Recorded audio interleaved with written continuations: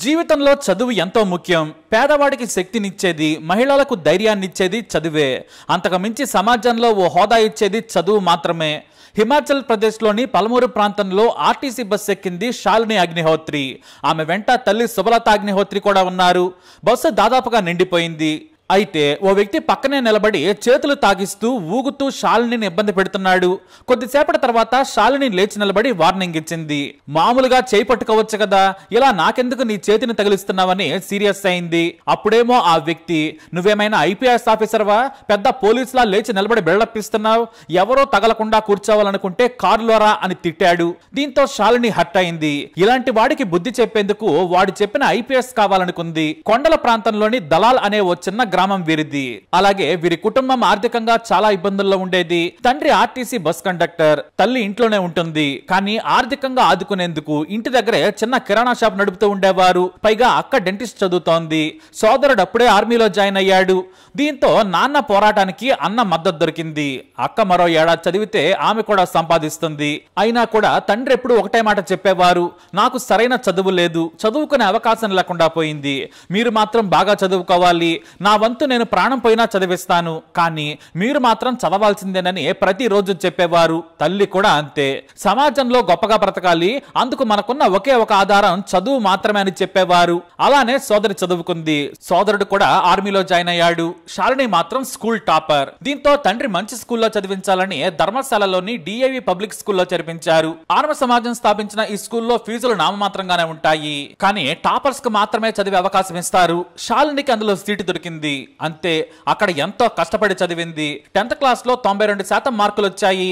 కానీ ఇంటర్మీడియట్ లో ఆమెకు చాలా తక్కువ మార్కులు వచ్చాయి. కేవలం 77% మార్కులు రావడంతో తాను ఐపీఎస్ కాలేనేమో అనుకుంది.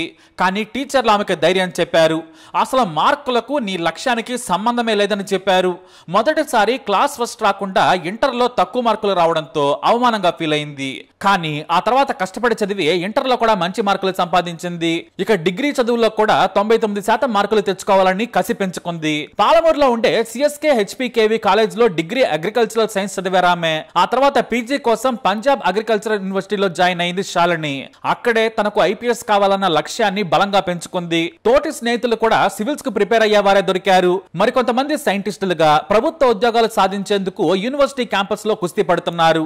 అక్కడే సివిల్స్ ప్రిపరేషన్ గురించి తెలుసుకుంది. స్థానికంగా కొంతమంది సివిల్స్ సాధించిన వారి అడ్రస్ కనుక్కొని మరి వెళ్లి ప్రిపరేషన్ గురించి అడిగారామె. తన కుటుంబానికి కోచింగ్ ఖర్చు పెట్టేంత స్తోమత లేదని ఆమెకు తెలుసు. అక్క డెంటిస్ట్ గా నిలదొక్కున్నా కూడా పెళ్లి చేసుకుని వెళ్లిపోయింది. సోదరుడు ఆర్మీలో పనిచేస్తున్నాడు. కానీ నాన్న ఆరోగ్యం బాగోలేకపోవడంతో సొంతంగానే ప్రిపేర్ అవ్వాలనుకుంది.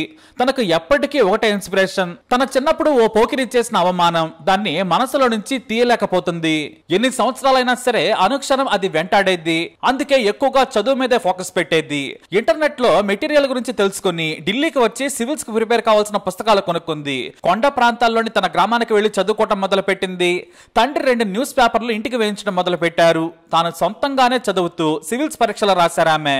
మొదటిసారి ప్రిలిమ్స్ కూడా క్వాలిఫై కాలేదు. అయినా సరే ఆమె నిరుత్సాహపడలేదు. ఆ తర్వాత రెండవసారి మెయిన్స్ పోయింది. మూడవసారి ఇంకా కసిగా చదివింది. 2011లో ఆల్ ఇండియా 285 ర్యాంక్ సాధించారామె. ఆమె కోరుకున్న ఐపీఎస్ దక్కింది. అంతే, తాను కోరుకున్న లక్ష్యాన్ని సాధించారామె. 2012 ఐపీఎస్ బ్యాచ్ లో ఆమె బెస్ట్ ఇంటెలెక్చువల్ బ్రెయిన్ గా పేరు తెచ్చుకున్నారు. వ్యాసాల పోటీలో ఆమె ఎప్పుడూ టాపరే. ఆమె స్పోర్ట్స్ లోనూ టాపర్, రన్నింగ్ నుంచి షూటింగ్ వరకు టాపర్. హోమ్ మినిస్టర్ రివాల్వర్ కూడా అందుకుని బ్యాచ్ టాపర్ గా బయటకు వచ్చారామె. మొదట ట్రైనింగ్ టైంలో చిన్న చిన్న పోలీస్ స్టేషన్ లో మొదట అటాచ్ చేశారు. 5-6 జిల్లాల్లో ట్రైనీగా పనిచేసిన తర్వాత మొదటి పోస్టింగ్ షిమ్లాలో దక్కింది. అసిస్టెంట్ సూపరింటెండెంట్ ఆఫీసర్ గా కెరీర్ మొదలు పెట్టారు. అయితే తన చిన్నప్పటి నుంచి వేధించిన సమస్యలే నేటికి సమాజంలో ఉన్నాయి.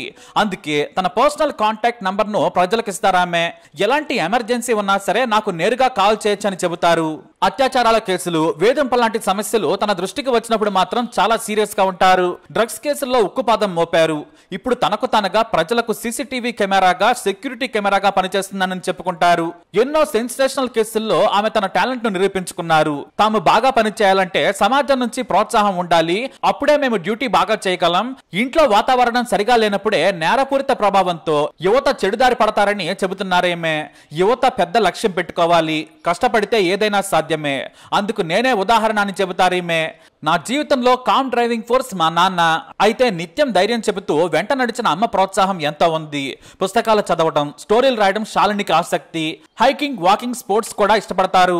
ఒత్తిడిలో ఉన్నప్పుడు సంగీతం వింటారు. కేవలం ఒకే ఒక ఘటన నుంచి పట్టు వదలకుండా ఆర్థిక తోడ్పాటు పెద్దగా లేకున్నా కూడా తనకు తానే సొంతంగా కష్టపడి చదువుకొని విజయం సాధించారు. ఇప్పుడు కాంగ్రా ఎస్పీగా ధర్మశాలలోనే పనిచేస్తున్నారు. ప్రతిరోజు తాను చదువుకున్న స్కూల్ ను చూస్తూ వెళ్లడం ఆమెకు ఎంతో సంతోషాన్ని కలిగిస్తుంది.